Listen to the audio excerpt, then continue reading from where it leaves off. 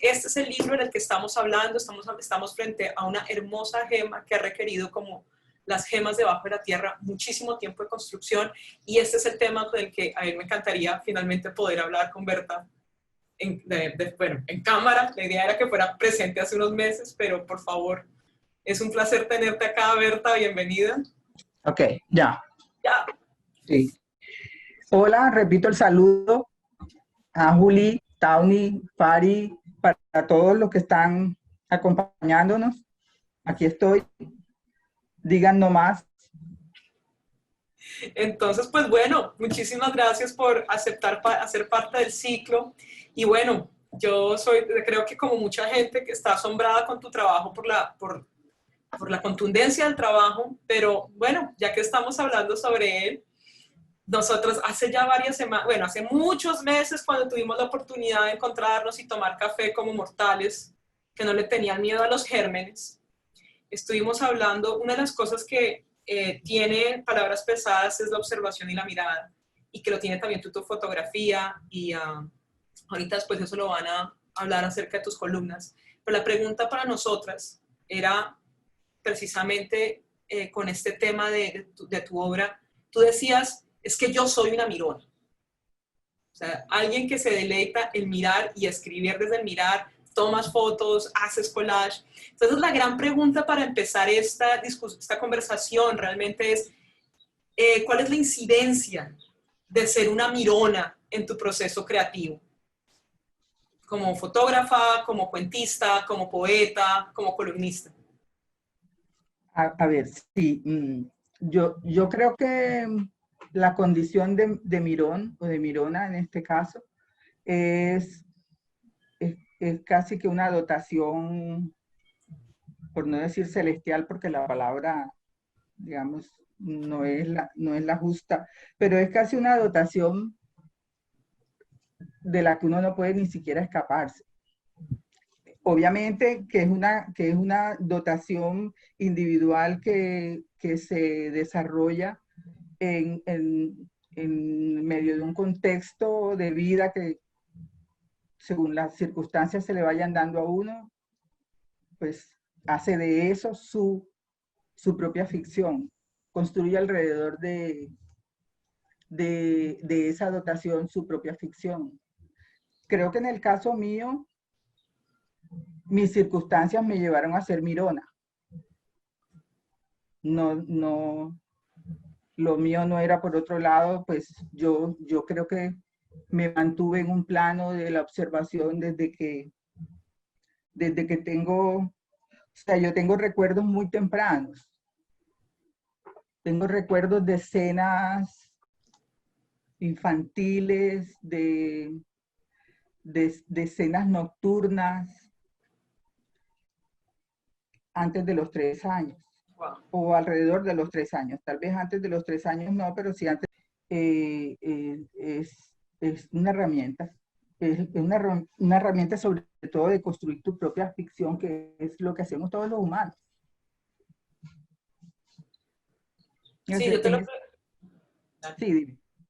No, te lo preguntaba es porque hay escritores que dicen, no, mi obra viene desde la reflexión filosófica, no, mi obra es una experiencia vital, no, mi obra se da desde la exploración de los sentidos, pero en tu caso la mirada es como, no solamente es lo que se ve afuera, sino es como la gran raíz de ese árbol enorme que tienes creativo, y es una manera de vivir, y también una manera de escribir. Entonces, por eso, por mí, por ejemplo, yo creo que muchos del equipo tenemos esa gran curiosidad desde ese momento que te escuchamos un año atrás en esa feria del libro. O sea, cómo está ese mirar constantemente. O sea, una cosa es de escritores que piensan la escritura, hay escritores, como en tu caso, que miran la escritura. Entonces, ¿cómo funciona eso ahí?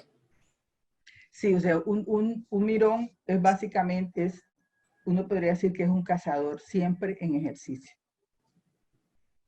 ¿Cierto? Entonces, el mirón acecha, busca la presa, más silencioso detrás de la cosa, es una labor callada, además, totalmente introspectiva. Y en algún momento, el equivalente al disparo que mata a la presa en este caso es la palabra. Cuando la palabra se aparece, cuando esa búsqueda se encuentra con la palabra que es, ahí aparece el texto. De alguna manera, el texto, si no se realiza totalmente, porque ya luego eso es un trabajo, ajá, de sentarse realmente a trabajarlo, pero sí el texto germina. Ya todos los que escribimos sabemos cuando hay algo que decir. Y yo creo que ese más o menos podría ser una manera de expresar esa relación entre la mirada y la palabra y la obra y lo que se escribe, en mi caso. En mi caso. No, y eso es súper importante y de verdad, gracias por responder la pregunta, porque hay veces uno como lector, el lector también es un especulador, entonces uno imagina cosas y uno se hace sus propios videos y si no se los hace, es decir, que la lectura no está funcionando. Entonces, esto también, o sea, como poder entrar desde la mirada también nos permite entrar a los otros ángulos que tenemos en esa charla.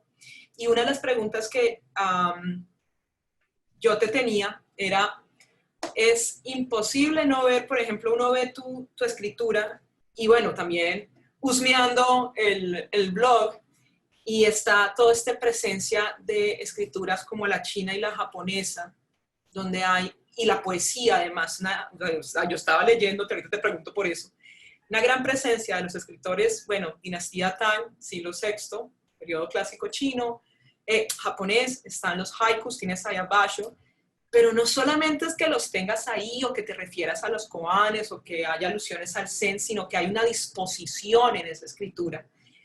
Y es algo que a mí, pues como lectora también, como leyendo tu blog y leyéndote, me asombra también profundamente. Entonces, mi pregunta siguiente va por ahí y es, en estas disposiciones de la escritura china y japonesa y muy cercanas a las del budismo zen, uno no escribe por ego. O sea, no es como yo, el escritor tipo brillante o vieja brillante, voy a iluminar al mundo porque soy súper inteligente, les voy a decir algo que ustedes no saben. Y creo que acá no funciona esa operación, sino que es más bien como una operación, es la operación del mirón, pero es como un mirón que anota. Y eso es mucho de ese tipo de literaturas, que es la escritura, que lo más importante del mirón del artista es la capacidad de anotar lo que ve afuera. Y cuando logra descubrir eso que ve afuera, en cierta forma esa escritura es el resultado del aprendizaje de estar viendo el mundo, como un momento de iluminación de esa realidad. Entonces, o sea, pues estas son como es la lectura, esa es la visión de un lector especulando sobre tu trabajo, pero viendo ya palabras pesadas directamente, este largo proceso del blog, que después ya vemos en un libro mucho más depurado en 2 partes, mi pregunta para ti era, ¿cuáles son las enseñanzas o iluminaciones que consideras que han sido súper importantes para definir palabras pesadas?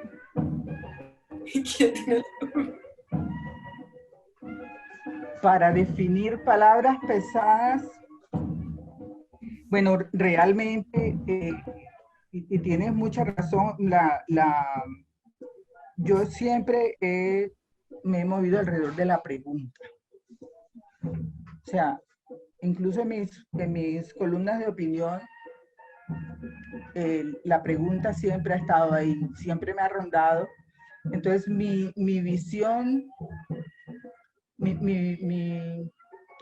mi visión de las cosas siempre ha sido como una construcción alrededor de una pregunta personal, por supuesto, acerca de todo. En eso, toda esta corriente oriental, además por eso me identifico, han sido mis maestros de alguna manera, los poetas del budismo zen, toda esta cosa, las escrituras japonesas. Me identifico mucho con ellos porque siempre está, hay una necesidad latente, permanente, de encontrarle una respuesta a todo ese tipo de preguntas que se le atraviesan a uno acerca en mi caso de la naturaleza humana. Y obviamente esa búsqueda de respuestas se hace a través tiene uno muchos elementos para hacer la búsqueda, pero también tiene una condición natural de encontrar la respuesta. En mi caso, la poesía fue el primer acercamiento a esas respuestas. Fue la primera, eh, eh, ¿cómo te diría? La primera forma de encontrar una respuesta que yo comprendía por mi propia circunstancia. Entonces, en esa dinámica de la poesía me fui adentrando hasta que afortunadamente me encontré con la brevedad, me fui quitando cosas, me fui quedando con lo más elemental, pero la aspiración de eso elemental no es lo simple, sino lo profundo. Me ha dado muchas más respuestas eso que toda la erudición del trabajo racional, de toda esta construcción que hace mucha gente sin invalidar que haya escritores que su tendencia es toda una organización racional, es una estructura, un procedimiento y una cuestión muy organizada. Lo mío, yo me he ido por la intuición, esa iluminación momentánea que no tiene nada que ver con que uno sea un ser divino, sino que de alguna manera es una disposición mental. Como todo, finalmente uno empieza a comprender que la mente es sería lo primordial que uno debería estar moldeando. Y en mi caso prefiero despojarla de todo ese poco de información que finalmente no me conduce a saber muchas cosas, pero el saber mío va por otro lado. Entonces me despojo de todo eso y me pongo receptiva a buscar, a leer lo que yo realmente quiero leer, y ahí con esa dotación de Mirona y ese propósito se hace una conjunción maravillosa donde la escritura breve, la minificción es el campo perfecto para mí. Yo no podía, o sea, eso yo creo que es una de las cosas que es más asombroso de tu producción, y se ve en la concisión y la precisión del estilo, ¿no? Y eso precisamente, esto de la concisión, uno sabe también como ser humano hablando que la gente que menos, para llegar a hablar menos se necesita más escucha y un poco más de sabiduría. Y eso es algo que también me lleva mucho al tema de tu blog. Entonces, una cosa que estábamos viendo en tu blog es, a propósito, ¿cuántos años llevas tú en total recopilando materiales del blog? El blog lo empecé como en el 2009. Ok. Si no estoy mal. Luego, lo que pasa es que ahí en esas circunstancias se me atravesó la columna, la escritura de la columna, y entonces durante mucho tiempo lo alimenté con la columna y lo dejé a un lado de otras cosas, pero pues siempre ha sido un buen número de años, pero además buscando no, porque aquí la cosa es que se aparecen, ¿cierto? Cuando uno está dispuesto, cuando ya la mente uno la empieza a educar para disponerse a recibir en todo sentido, digamos. Pero en este sentido de los textos, también es súper importante uno instruirla a qué es lo que uno quiere recibir. Entonces, toda esta cosa totalmente maravillosa de los textos breves, se le empiezan a aparecer a uno como por arte de magia. Yo he sido poco dada a hacer un seguimiento de determinados escritores. Yo voy por todos lados, como las gallinas, yo voy picando. Pero sí sé que en ese trabajo de picar no pico cualquier cosa, pero porque ya estoy dispuesta. Si yo te iba, una de las cosas, sacamos este fragmento de tu blog que dice que es un blog que alimenta hace varios años y es un feliz encuentro con la brevedad. Y en esa brevedad algo que a mí me sorprendió, yo creo que yo, en mi caso, yo más que de mirona, soy buena chismosa, me meto por donde no me invitan, como hacen los lectores, y tenía una pregunta para ti respecto al blog y es acerca de tu poesía. Y era una cosa que a mí me sorprendió, es que yo veía el poco el blog, me recordaba los escarabajos, que los escarabajos van trabajando lentamente y van haciendo su propia casa o van envolviendo también su propia comida, pero es una cosa que cogen, hay de todo material, pero ahí está la gran construcción. Y bueno, estaba viendo en tu blog que tienes una gran colección de poesía, desde Octavio Paz, Roberto Juarros, Juana Vignosi, Hellman, una larga tradición de poetas que son grandes cultores precisamente del silencio, muy desde la cercanía con Mallarmé. Y me encontré un poema tuyo y quería preguntarte acerca de cómo es esta relación tuya con la poesía. Entonces, vamos a ver si el poema por ahí. Y es que lo estaba viendo y era este. Y es algo que habitualmente bueno, ahí está la imagen, elegí este poema y no sé si quieres leerlo en voz alta o quieres que yo lo lea, pero era preguntarte cómo ha sido, ya estás contestando en este proceso como el escarabajo de acumular autores, de ponerlos en tu blog, de alimentar tu columna, pero acumular, ¿cómo sale ahí el proceso de escribir, o sea, el tema de escribir poesía, desde esa disposición lenta y paciente del escarabajo? Pues la verdad, Juli, yo empecé escribiendo poesía. Ok. Yo llego al microrrelato después de muchos años. Primero, nunca leí prosa, leí poesía desde que aprendí a leer, aprendí a aprender entre comillas, por supuesto. Me encantó la poesía. Por supuesto, cuando lees poesía, en algún momento escribes poesía. Pero había algo de la poesía que pues en ese momento no lo comprendía, pero que me faltaba, me quedaba faltando.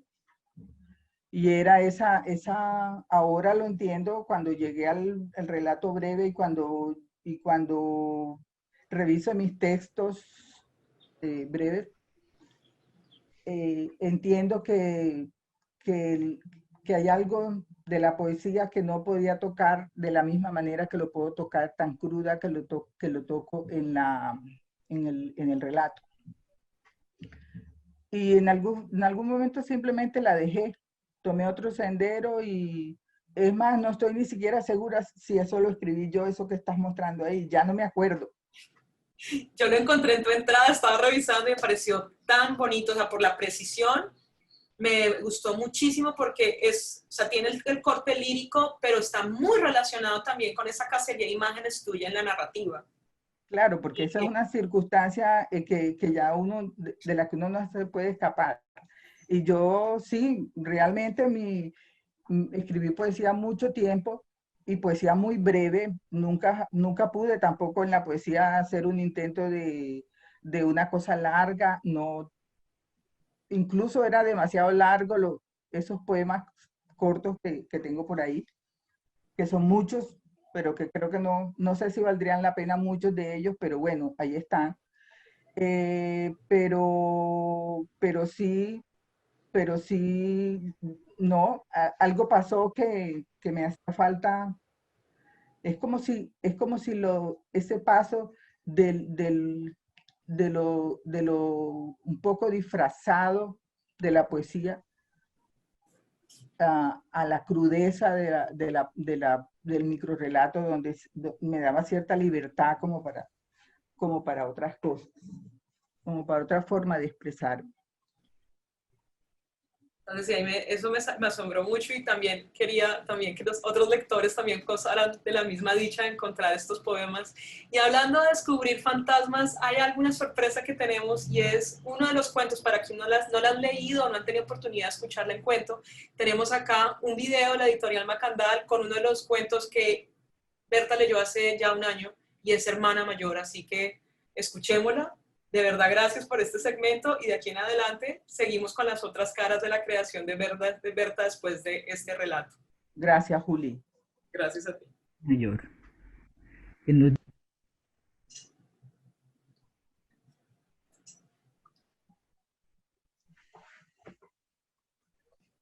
Hermana mayor. En los días luminosos de la infancia, hermana mayor cuidaba a sus hermanitas con el recelo con que lo haría en cualquier lugar del mundo una hermana mayor.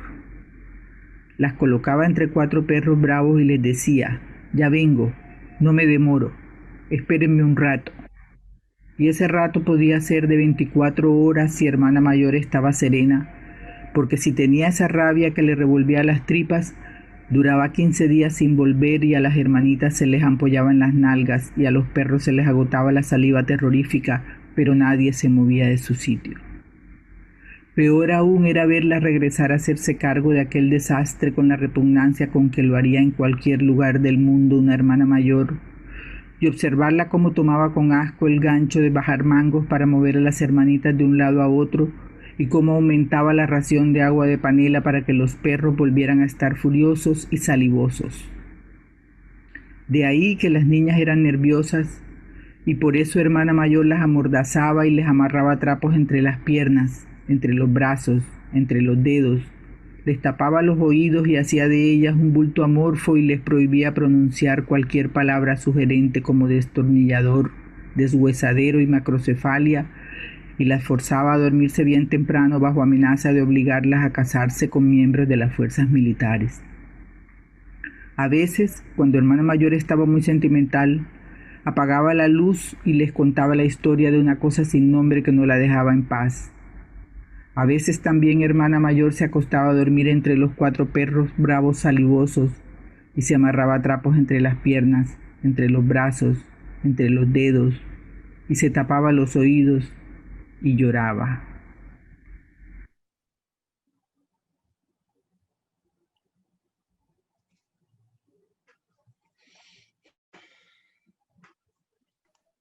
Bueno, entonces, con estas intervenciones iniciales de Berta y Juliana, pasamos un poco al próximo bloque de la sesión de hoy. Sin embargo, hay algo que a mí me resulta interesante y que hemos conversado mucho en la preparación de estas conversaciones, tanto con la autora como en las conversaciones que hemos tenido Juliana Farides y yo a lo largo de los meses de preparación de este ciclo. Y es un poco esas relaciones entre la mirada y la infancia, y Berta alcanzó a delinear en esas metáforas, además preciosas, que comenzó a construir en sus intervenciones, algo sobre el rol, podríamos decir, o las relaciones que tienen las ideas que ella plantea sobre la mirada y estas nociones de la infancia, y a mí me parece que eso se puede de alguna forma hilar de formas también, valga la redundancia de la palabra forma, muy interesantes o muy fructíferas, ya que leímos este cuento de hermana mayor con el psicoanálisis, porque, bueno, algo que no hemos comentado sobre la autora, y es que ha hecho parte durante muchos años, o ella ahora nos contará, de el círculo psicoanalítico del Caribe. Y eso creo que de alguna forma, como esta inquietud por ciertas relaciones de la mirada infantil o ciertas formulaciones de la mirada infantil y sus posibles interpretaciones psicoanalíticas, incluso no desde el punto de vista formal como de el psicoanalítico, el psicoanalítico planteando el psicoanalista, perdón, yo estaba ya haciendo una mala traducción, el psicoanalista haciendo una especie de traducción literaria o de traducción fotográfica, sino realmente parece la aproximación de una lectora que tiene dentro de su repertorio de la biblioteca también ese tipo de obras presentes, y estas están, por supuesto, adoptando un peso muy importante en la conversación y en su manera de procesar los personajes. Entonces quería un poco así como concretando la pregunta, que nos contaras quizás antes de yo pasar a conversar y a compartirles un poco algunas de las selecciones de imágenes que realizamos. Quisiera que nos contaras un poquito lo que quieras sobre tu relación con el psicoanálisis y cómo sientes que este puede tener o no una presencia en tu escritura. Sí, Tawny, bueno, realmente yo no pertenezco al Círculo Psicoanalítico del Caribe en su, digamos, en su cuestión formal, pero sí estoy muy cercana a muchas de las personas que lo conforman. Y además de eso, llevamos hace muchos años alrededor de una de esas fundadoras del círculo, que es Isabel Prado, una casi que una fraternidad de mujeres, en su mayoría, también ha habido hombres, pero en su mayoría mujeres, mujeres con preguntas, con 1000 preguntas y con 1000 interrogantes acerca de lo que nos preguntamos las mujeres cuando tenemos preguntas. Y nos hicimos a un grupo que entre otras cosas, en el chat quedó bautizado Díscolas y Felices, y alrededor de eso, con el psicoanálisis como tema básico, nos hemos movido en la literatura, hemos ido abarcando varios ámbitos o en la conversación fluida de un grupo de personas alrededor de cualquier tema, pero siempre detrás de eso, pues el psicoanálisis con la guía de Isabel, que es la persona que ha mantenido la teoría, porque realmente ellas son las que estudian la cosa.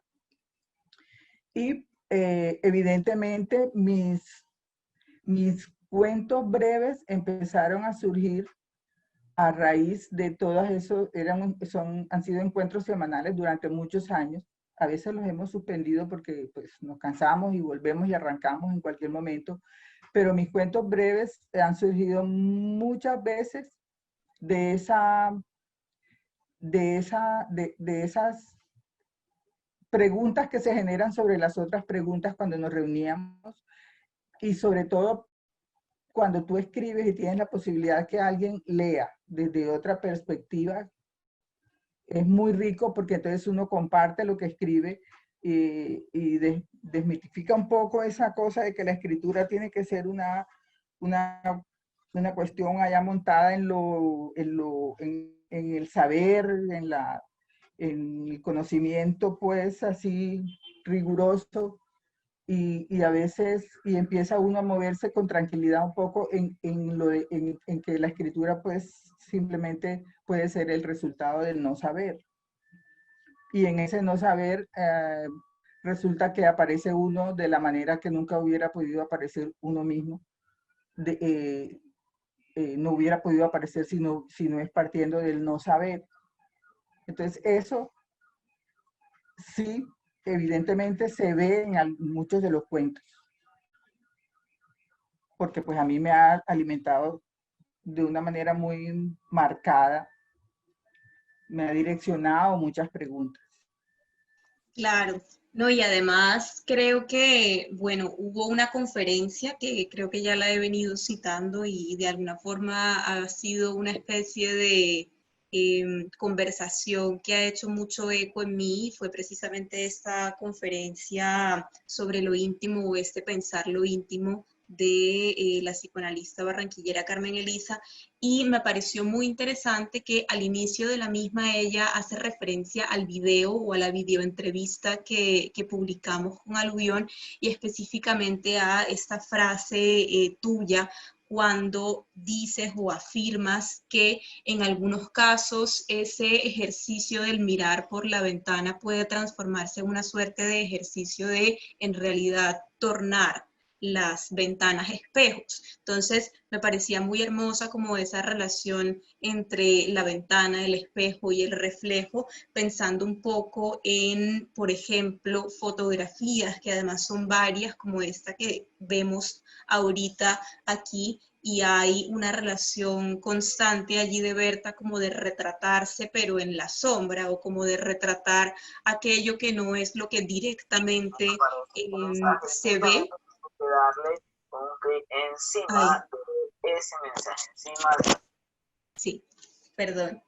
Y de alguna manera me parecería lindo quizás como indagar, puede ser a lo largo de esta intervención, pero indagar un poco por las formas en que quizás este ejercicio de reflexión que se traza en la obra de Berta a partir de la narración breve, pero también de la fotografía, y que ya sabemos, bueno, sobre esto se ha escrito y se ha hablado mucho, incluso desde referencias tan canónicas como Cortázar, sobre esta idea del knockout o de la fotografía y del cuento como dos creaciones que de alguna forma tienen que lanzar esa flecha, como Berta decía, fulminante al inicio de la conversación. Y me parece que hay algo muy curioso, y es quizás esta efectividad de la flecha fulminante que Berta como autora o como fotógrafa nos lanza, incluso que lanza al tomar la foto, tiene que ver quizás con esa puesta en escena de lo íntimo, esa puesta en escena de preguntas fundamentales de la condición humana. Entonces, aquí había pues recogido, igual ahorita si Berta hace eco un poco a esto que estoy diciendo, sería fantástico. Yo solamente quería, bueno, irles mostrando una selección de imágenes, algunas tomadas o del blog de Berta y otras fueron tomadas de su perfil de Instagram, que además para ciclos futuros o encuentros futuros podríamos comenzar también a pensar cómo hay posibilidades en las redes sociales también de ir creando una especie de perfil o una especie de obra, si se quiere. Uno entra al Instagram de Berta y realmente puede allí como ver consolidada una obra fotográfica, ¿no? Entonces tenemos aquí, bueno, esta foto tomada por ella, y también una cita de la entrevista que le hicimos y que próximamente podrán leer completa en el portal web de Aluvión, y ella misma afirma que la fotografía para ella es otra manera de asumir esa brevedad. Y aquí tenemos entonces, por supuesto, también esa referencia constante, que es ese imaginario de Berta con el budismo zen o toda esta tradición cultural, y dice: la imagen es para mí, como diría alguien del Koan, una enorme visión minúscula de la realidad. Entonces quizás podríamos como tomar estos elementos para preguntarte a ti, Berta, también como en esa faceta de la Mirona, que ya no solamente está escribiendo, digamos, palabras consignadas en un cuaderno, sino que está escribiendo a partir de la imagen fotográfica.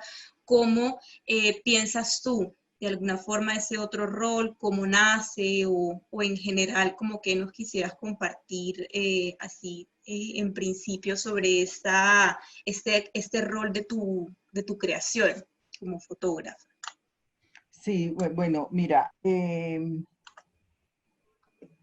de alguna manera también empezó en la infancia, porque pues cuando yo tendría unos 8 años, no, tal vez unos 10 años, 10, 11 años, no recuerdo exactamente, pero en esa época tener una cámara no era algo natural, eso era para los fotógrafos, pero menos si tú tienes 10, 11 años.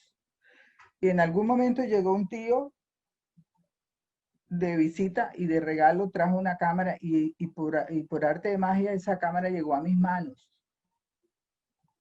Entonces, yo ya tenía un ojo que venía adelantado y además tenía una curiosidad por todo lo que sucedía alrededor, por lo que veía y podía decir, pero sobre todo por lo que veía y no podía decir. ¿cierto? Entonces, uno con una cámara en la mano a esa edad, parecería que estuviera tomando simples fotos elementales de las que se le ocurren a un niño de párate aquí, yo párense allá, en fin.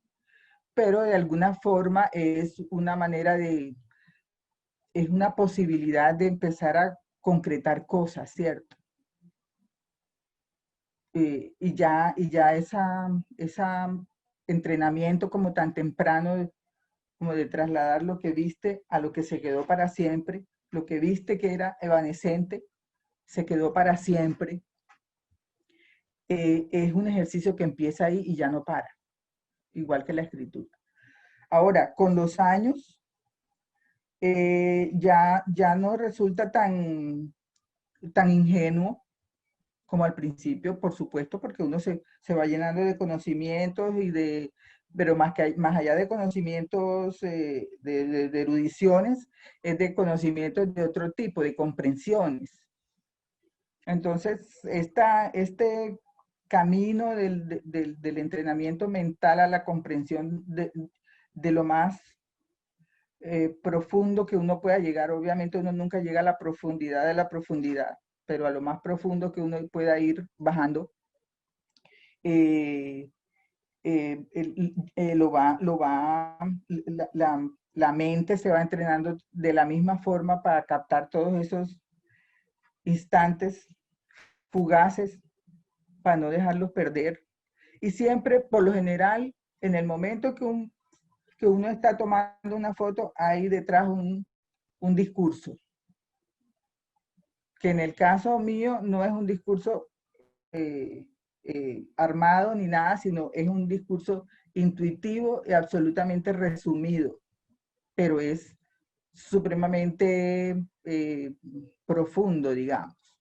Entonces, por eso las luces me come. Ahí en este momento está puesta la foto, una foto que es en el Buda Tian en Hong Kong, Lantau. Y yo iba subiendo hacia el Buda, que queda bien alto, y en algún momento paré y simplemente quedé en un punto donde alcé los ojos y había una telaraña. Yo pude haber tomado la foto por accidente, pero no, en ese momento ya la sola relación entre atravesar la telaraña de la comprensión con el budismo al fondo ya era un discurso mínimo, pero ya la foto queda cargada con eso. Ya no es una foto accidental. Entonces, eso es definitivo, digamos, esas son las pequeñas, grandes historias que cuentan las fotos. Claro, claro. Bueno, no, y siguiendo como esta también flecha que nos lanzas a propósito de cómo en el momento en que uno toma una foto hay un discurso y podríamos decir que igual la fotografía es otra creación de imágenes, no una reproducción de ningún tipo de realidad con R mayúscula, podríamos decir, sino que es también un diálogo con esa mirada interior y lo que se puede percibir a partir de esos estímulos que, bueno, nos lanza lo que está fuera de mí o lo que está fuera en términos generales, y siguiendo un poco con esta idea de en el momento en que se toma una foto siempre hay un discurso o que la foto misma es un discurso en otros sentidos, traje estas 3 fotografías que están en una publicación de Instagram que además Berta titula Lo Inefable, que bueno, tiene 2 o 3 más. Yo seleccioné esas 3 que quería compartir o que queríamos compartir con ustedes, y allí está también otro fragmento de la entrevista en el que Berta afirma que la imagen es también una narración un poco como en esa reflexión precisamente que ella está haciendo a propósito de la imagen y de los distintos sentidos que ésta tiene, porque de alguna forma podríamos pensar palabras pesadas también como una especie de colección de instantáneas, pero que son textuales, como una serie de fotos si se quiere, que se van tomando también desde la ventana o en el camino, etcétera, pero que condensan esas características quizás esenciales en algún momento, dices tú, como esos detalles a los que se les hace zoom y que normalmente están fuera de foco y que son los que permiten construir la narrativa de lo más íntimo, si se quiere, de un personaje. Entonces, bueno, quizás no sería estrictamente necesario leer allí la cita, pero sí observar durante un momentito las fotografías. Ay, allí se pasó la diapositiva. Y quizás ver por último estas dos que a mí me llamaron mucho la atención precisamente por esta idea igual del zoom y los detalles, pero también de la fotografía y en general de la escritura como un direccionamiento de la mirada. El autor o la fotógrafa está observando algo y está arrastrándonos hacia allá de alguna forma, como el niño que pone el dedo y nos dice miremos aquí o miremos allá. Y me llamaba entonces mucho la atención también como el juego irónico que igual se traza no solamente en la escritura, sino que se traduce, por supuesto, porque igual es todo el mundo de la creadora en la fotografía. Por eso que quería o quisimos también traer estas dos imágenes. Bueno, ya sabemos qué son y qué pueden también parecer, si se quiere. Y quizás podríamos cerrar un poco como esta intervención de alguna forma, si hay preguntas del público en este momento, para luego pasar a la conversación con Farides y la obra fotográfica. Igual no sé si hay como en ese momento alguna reacción de parte de Berta o directamente Juli, entonces escuchamos al público.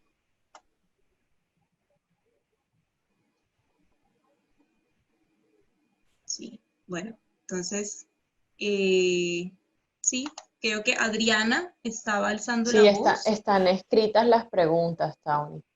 Okay. Están en el chat. Sí, está Adriana y está Marta Elena Ramos Roca. Ok. Entonces, Adriana dice, ¿se podría decir que esa facultad y disposición de mirar está atravesada por el asombro? Porque no es mirar de cualquier manera, afinar la capacidad de asombro trabajada, por supuesto, con la intuición. Entonces, bueno, esa es una pregunta para Berta sobre la mirada y el asombro. Y Marta Elena Ramos pregunta o comenta también como reacción frente a lo que Juliana comentaba a propósito de la sensibilidad y ese imaginario de Berta que está en Oriente.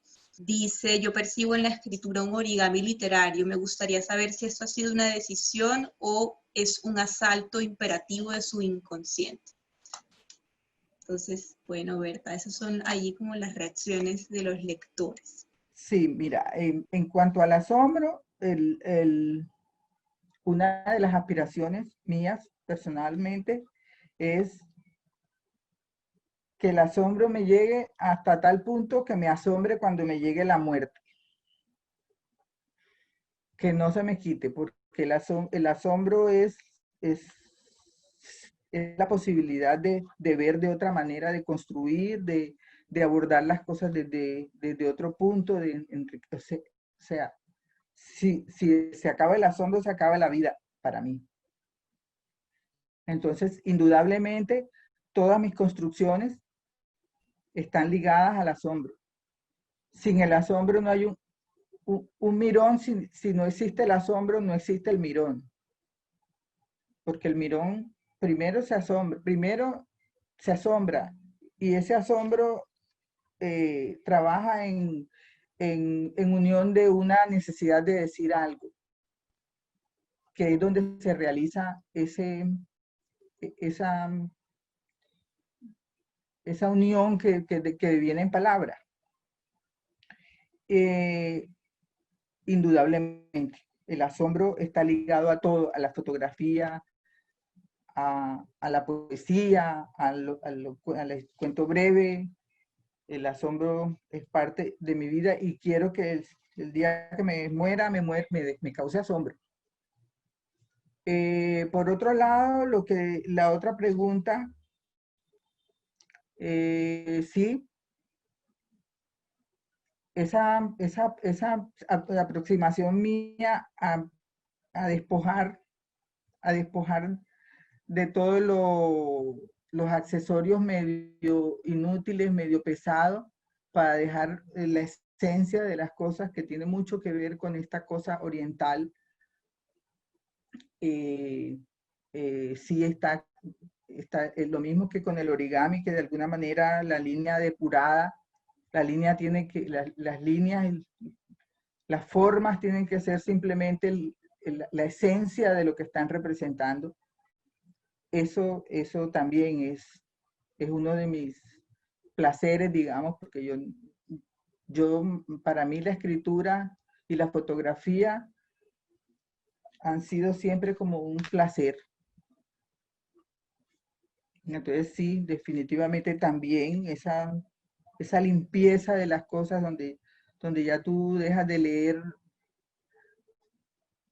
botar corriente leyendo lo que ya sobra y quieres ir a la esencia de la cosa, tiene mucho que ver con esa limpieza del origami. Ok, ok. Bueno, muchas gracias allí entonces, Berta, por las respuestas. Gracias a ti, Tania.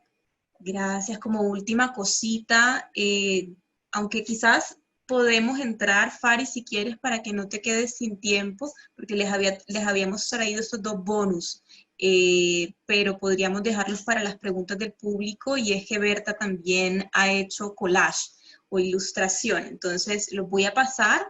Los observamos allí 2 segundos si quieren, y en los últimos 15 minutos, para no robarle tiempo a la cuestión de la obra periodística, podríamos volver a ellos. Entonces los dejo con Farid. Gracias, Tania. Gracias, Tauri. Julián, hola, Berta. Para mí siempre es un gusto saludarte, y un saludo también para todas las personas que están conectadas con nosotros. ¿Me estás escuchando bien? ¿Se te escucha un poquito lejos, Fari? Ya sí. Ya sé por qué. ¿Ya me escuchan bien? Sí, es que estaba con el audio del computador y no del celular. No, estaba saludando a Berta, que para mí siempre es un gusto saludarla, y también saludando a las personas que están conectadas con nosotros. Yo soy la encargada de presentar esta parte periodística de tu creación, porque cuando discutíamos cómo presentar tu obra, pues nos dimos cuenta de los múltiples frentes que van apareciendo, casi que como también pliegues de ese origami. Estaba el libro Palabras Pesadas, o sea, estaba el relato breve, pero también estaba la fotografía, también están estas intervenciones fotográficas que estaba mostrando Tawny al final, y también está una presencia muy importante que bueno, son los textos que durante una década estuviste publicando en tu columna. Y bueno, 10 años puede que pasen rápido, pueden que pasen lento, pero de todas maneras es un número contundente a la hora de la creación, porque lo que te quiero preguntar para iniciar es precisamente cómo hiciste para cultivar este hábito de la escritura constante durante 10 años, que exige además un texto semanal. Y ya yendo más a lo íntimo, también preguntarte si en algún momento llegaste a sentirte desmotivada o carente de temas, o si llegaste a sentir que te repetías. Esa es mi primera pregunta. ¿Cómo hiciste para cultivar este hábito y para tener esa constancia por una década en tu columna?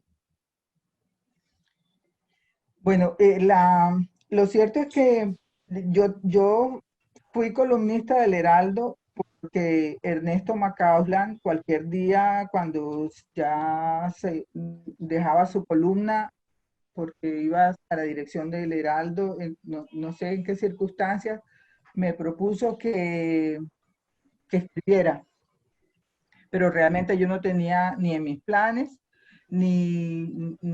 cero, cero, y pues de alguna forma estaba tan ajena a la cosa que después de pensarlo y pensarlo y después de haber dicho 10 veces no, dije sí, pero aunque dije sí, no tenía ni idea de lo que me estaba en lo que me estaba metiendo.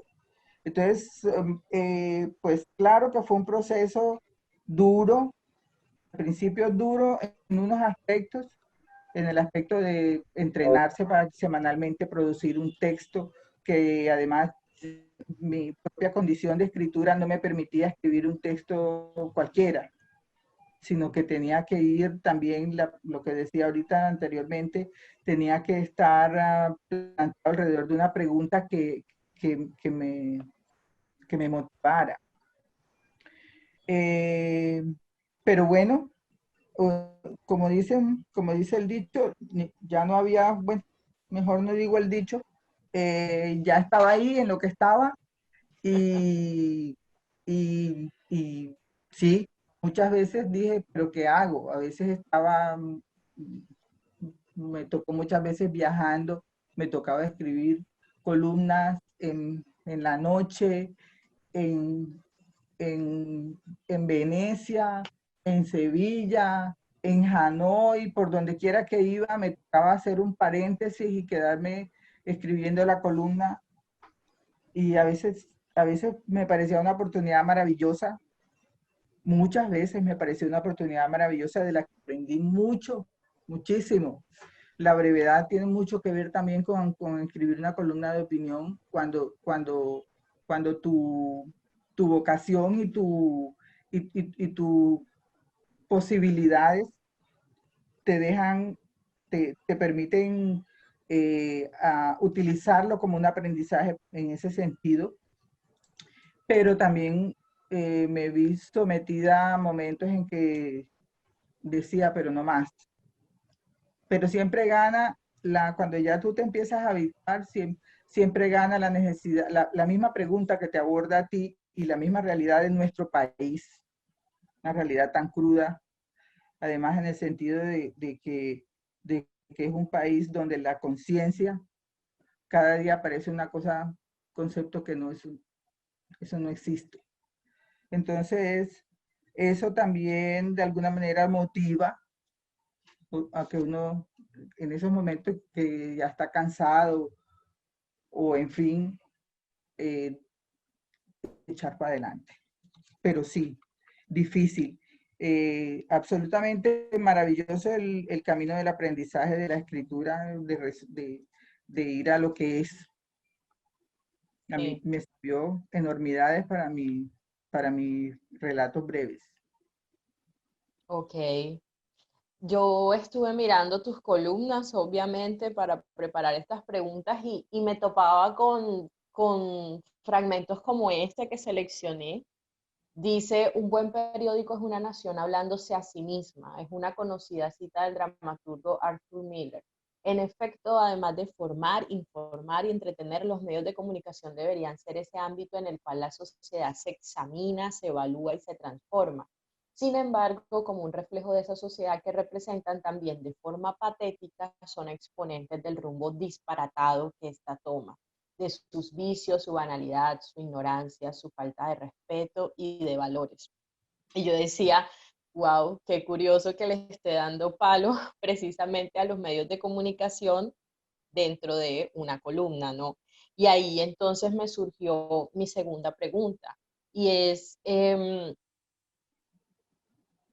se puede ver como una camisa de fuerza dos cosas en relación a la escritura de columnas. La primera es la extensión de los textos, para lo que supongo no tuviste mucho problema precisamente por todo lo que hemos venido hablando de tu inclinación a la brevedad, pero lo otro que podría llegar a ser una camisa de fuerza es lo que la sociedad nos exige como lo políticamente correcto.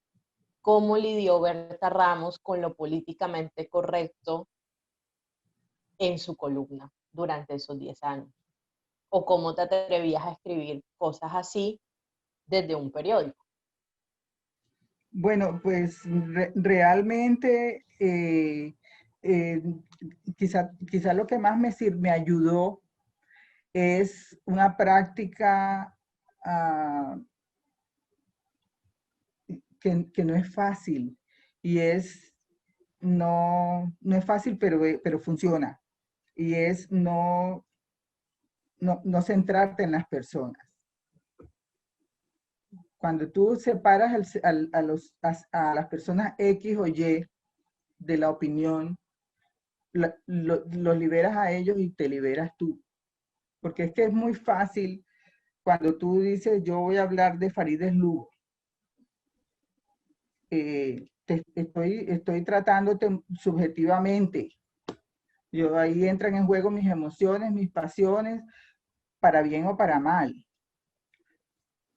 Entonces yo siempre traté, o no siempre, tal vez en un principio no, pero cuando ya el tiempo pasa y uno le va cogiendo la cosa, digamos, el sentido a eso, ya empiezas a tener esa conciencia, que también todo finalmente deriva en conciencia, que cuando tú no estás hablando concretamente de las personas, cuando das ese brinco de lo personal a lo general, es más fácil hablar de lo bueno y de lo malo. Y más productivo además. Ujú. Ok.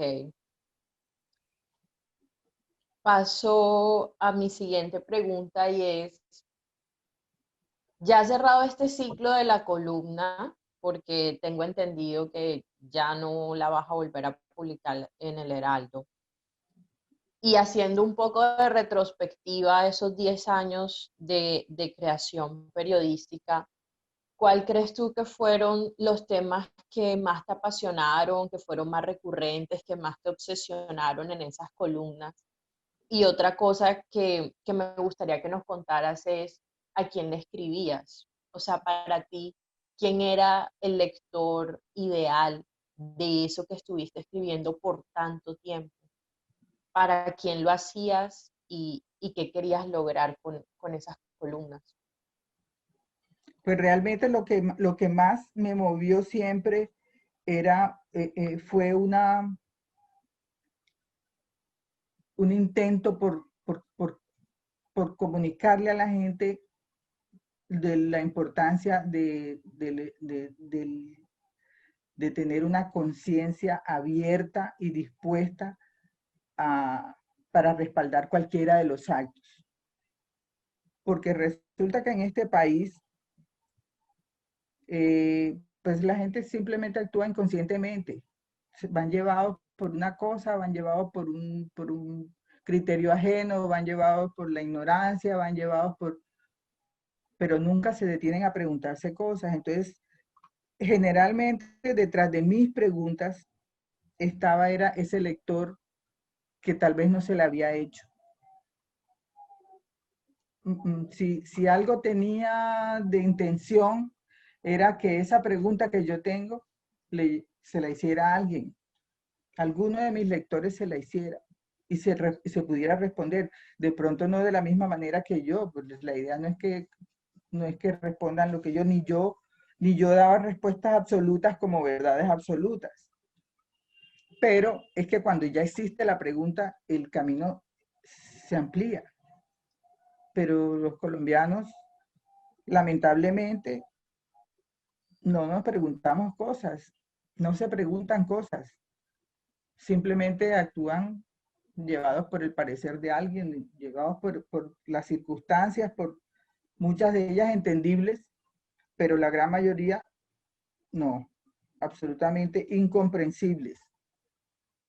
En una ocasión, en una de esas columnas, a raíz de que el presidente Duque dijo que le pedía a la Virgen de Chiquinquirá. Sí, sí, sí. Yo lo O sea, leí. sí, uno dice, pues sí, él está pidiendo a la Virgen de Chiquinquirá que nos ilumine para que nos consagre, nos escribiste. consagre, exactamente. Ya me había olvidado la palabra.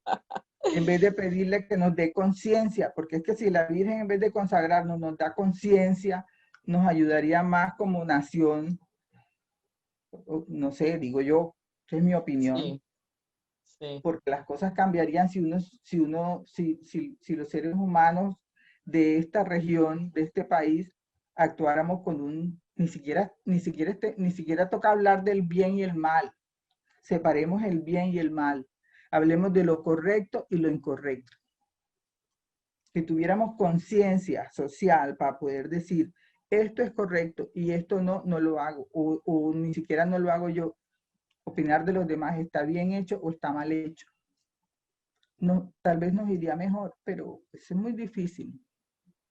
Entonces, en esa medida la columna mía era una pregunta mía que mi real aspiración era que alguien se la hiciera. Compartir una pregunta con el lector. Sí. Muy bien.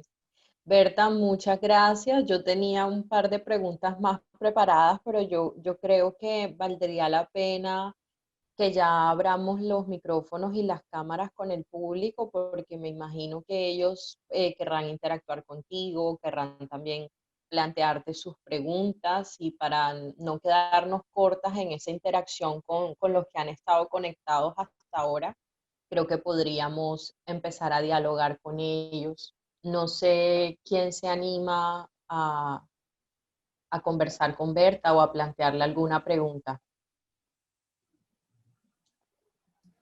Aquí tenemos algunos comentarios que están haciendo los espectadores, los asistentes. Voy a leerlos, son comentarios para Berta. Entonces, felicitaciones Berta y un agradecimiento por su obra que nos llena de inspiración. De Adriana María Valera, esencialmente maravillosa, Berta. Gracias a Macandal y Aluvión por darle luz a una autora que merece ser estudiada y profundizada con lupa y asombro, por supuesto. Y dice acá Adriana María Valera, en una columna de abril de 2020 sugerías al lector reconsiderar el tiempo a propósito de la pandemia. Entonces, esos son los comentarios y parece que puedes responder a este comentario, Berta, de Adriana. A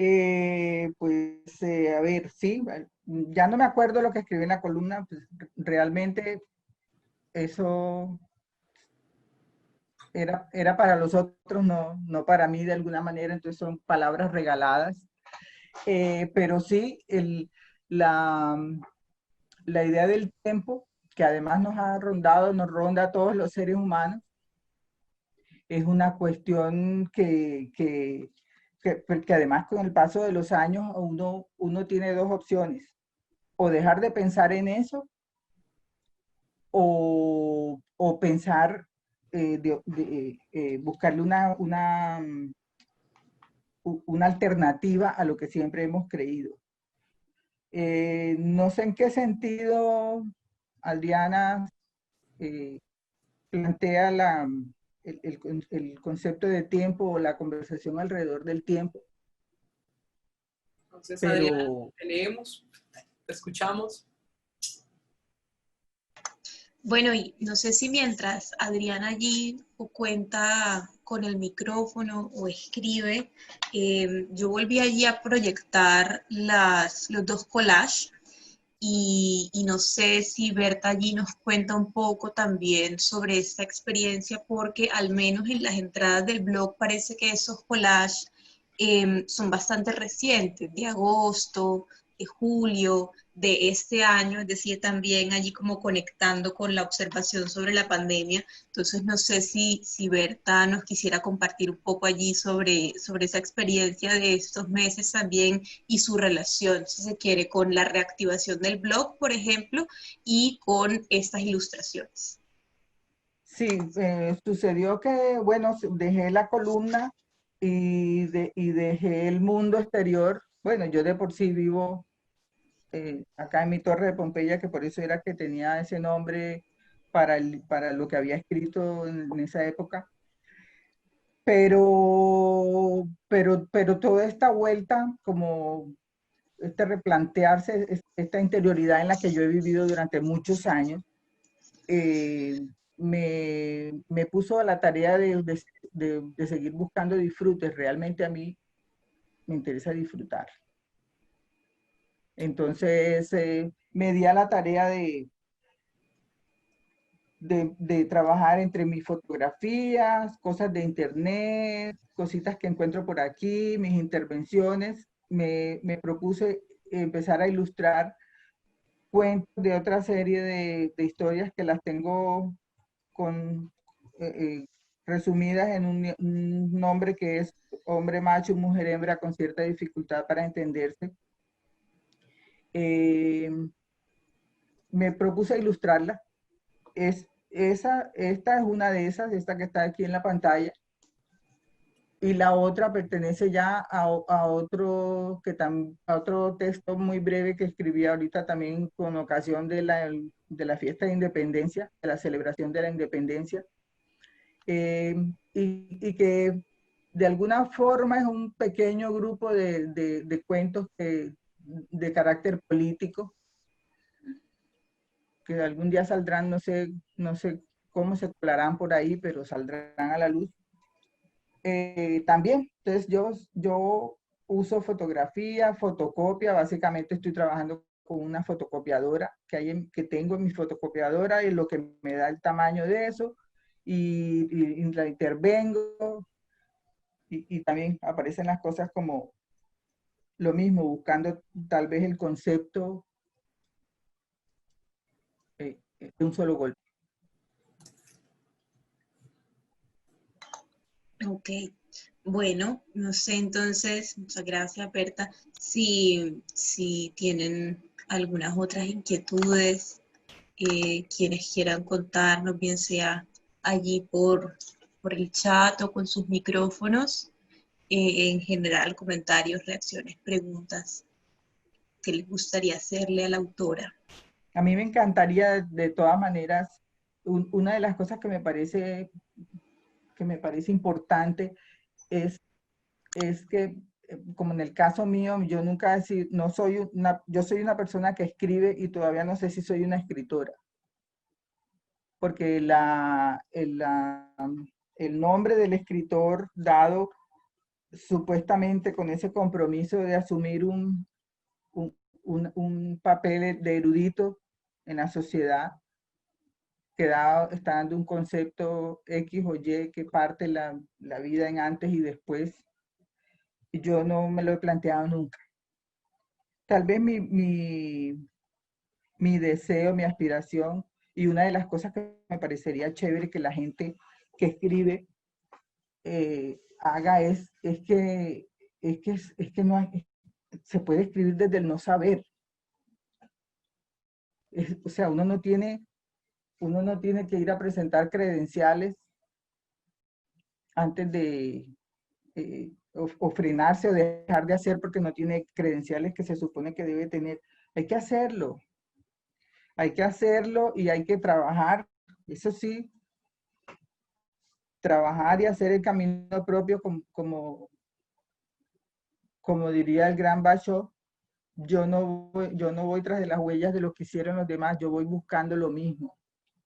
En esa premisa, el trabajo surge y la vocación se magnifica. Entonces, para las nuevas generaciones que vienen ahí a veces frenadas por esa sensación de que uno no tiene la calificación de escritor, no, cero, perder el miedo, trabajar, hacer y listo.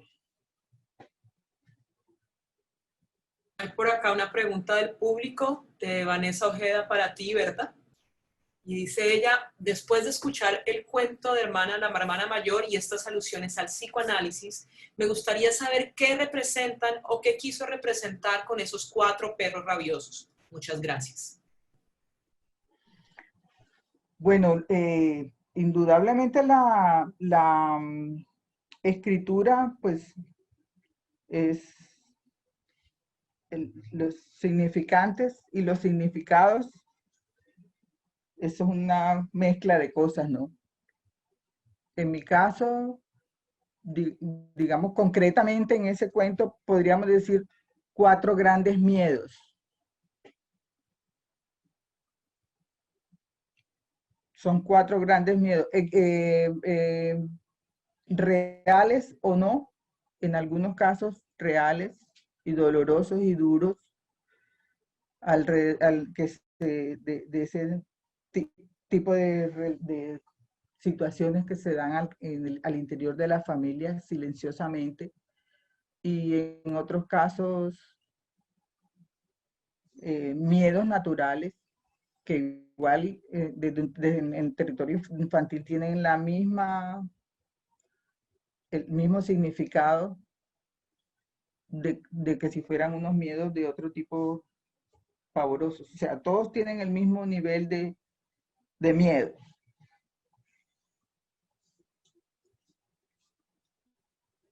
Pues no podría entrar en el detalle porque, o sea, el escritor no podría ni siquiera poner eso como una anécdota. Está puesto Claro, como lo que es. Y claro, nos supuesto, toca. el lector también le encontrará su propia lectura. Ujú. Claro. Berta, Camilo Salas te pregunta, aunque Berta comentó que pica textos de diferente índole, ¿qué autores han influenciado la conjunción del relato breve? Del relato breve, O sea, ¿cuál fue el maíz criollo, el maíz especial que esa gallina picó para el relato breve? pues yo creo que mis relatos breves, realmente la semilla de todo eso está en el haiku y en todos estos textos orientales. Pero sobre todo, alguna vez cayó en mis manos el libro de la almohada de Sei Shonagon, una japonesa, y ese libro me marcó la vida, que no es un libro, era el libro, un diario de ella, de una dama de la corte por allá del siglo X, y esa mujer tiene unas descripciones de las cosas más elementales del mundo entero, pero con una carga simbólica.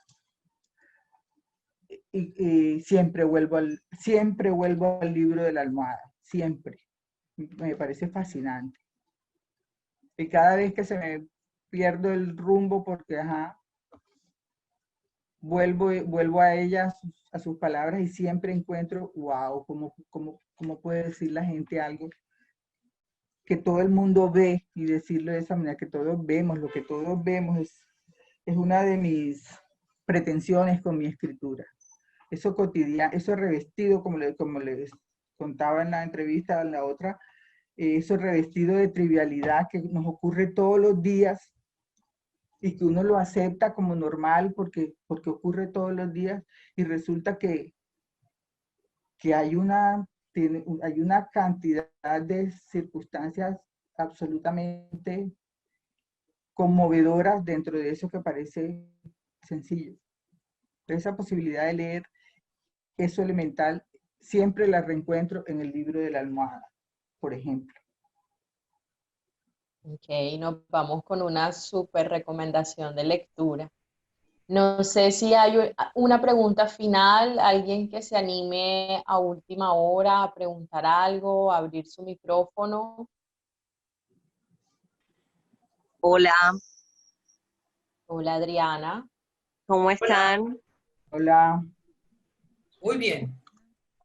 Qué bueno, primero agradecerles porque mis sábados son cada vez más interesantes y por la escogencia de estas autoras fascinantes. Quería como a propósito de lo que había comentado, de la referencia de la columna eh, respecto al tiempo, bueno, hablaba allí, era a propósito de toda esta reflexión por el tema de la pandemia, pero estaría bien preguntarle a Berta cómo ocurre o funciona el tiempo en Berta cuando hace literatura. Si hay como un anclaje a la añoranza, si es, no sé, como más de memoria, cómo funciona desde esa intuición que manifiestas, cómo estás tú en relación con el tiempo, bueno, no sé si de pronto una melancolía por esa infancia o el tiempo en efervescencia que vives actualmente. ¿Cómo funciona eso en tu producción de literatura? Hola, Adriana. Digamos que uno en literatura tiende a vivir en el pasado, en la escritura, digamos, en esa búsqueda de fantasmas. Uno tiende a vivir en el pasado, pues porque es que los fantasmas del futuro no son comparables con los del pasado. Pero, y probablemente muchas de mis cosas estén ligadas a un pasado, pues porque ahí nos construimos, porque eso siempre vuelve y juega. El disco rayado, eso vuelve uno a lo mismo de siempre. Pero también hay unas prácticas que he ido teniendo últimamente que tienen que ver con todas estas percepciones del mundo desde la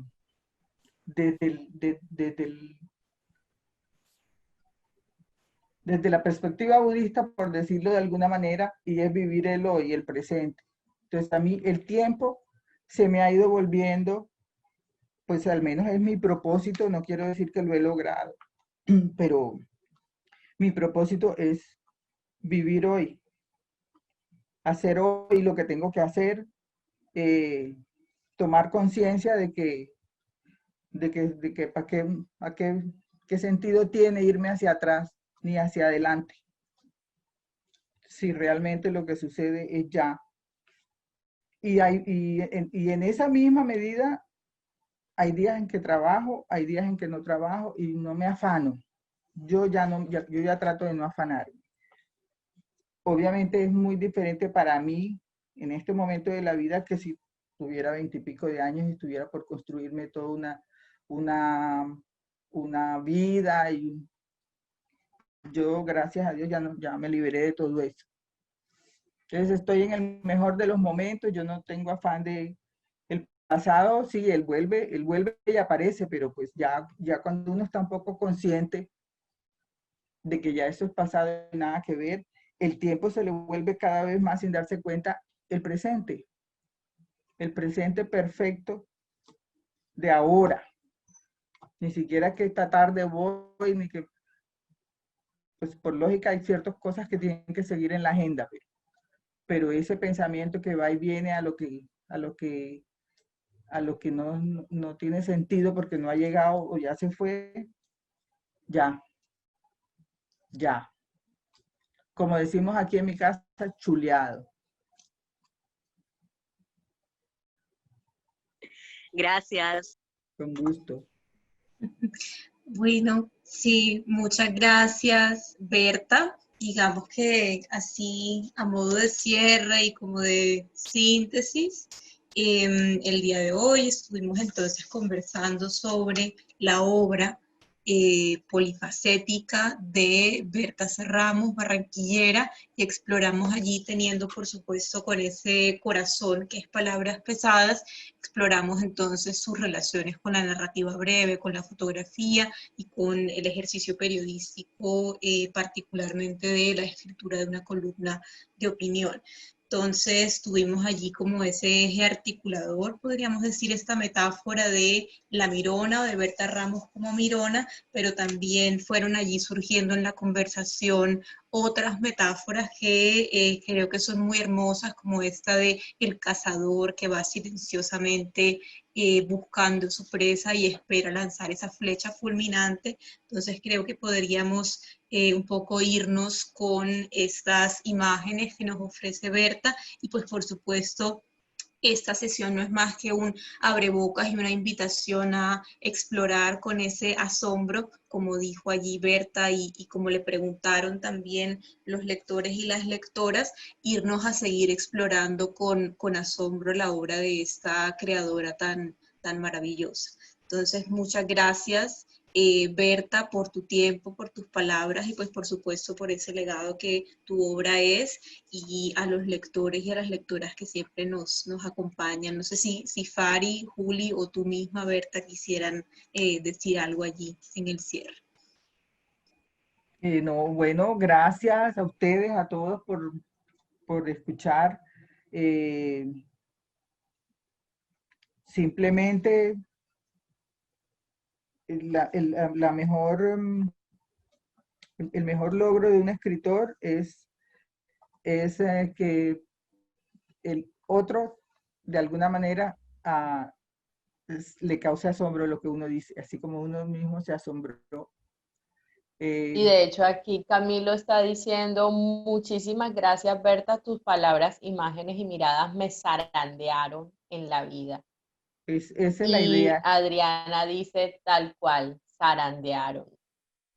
Claro, esa es la Entonces, idea, y sobre todo, chicos, porque, o chicas, o chicos, o chiques, porque ahora, porque el primer golpe lo recibe uno cuando escribe. Es absolutamente conmovedor cuando uno se encuentra con sus palabras luego de haberlas escrito, no cuando las está escribiendo, porque uno cuando está escribiendo escribe en otra dimensión. Pero cuando ya las retoma y se reencuentra con lo que yo en este ejercicio de la publicación del libro he retomado una serie de textos que ahora me sorprenden, me asombran doblemente de cómo lo pude decir sin saberlo, pero ahora lo estoy viendo. Entonces es una delicia dejarse atrapar por ese no saber, que termina diciéndole a uno mucho más que en ocasiones que ese saber que todos me perciben. dijiste en el lanzamiento de Palabras Pesadas que cuando leíste delante del público La Pedicurista, en ese momento leyendo La Pedicurista en el lanzamiento del libro, fue que entendiste ese cuento. ¿Y qué fue lo Claro. que entendiste? No, o sea, entendí toda la carga que me había generado ese personaje y todo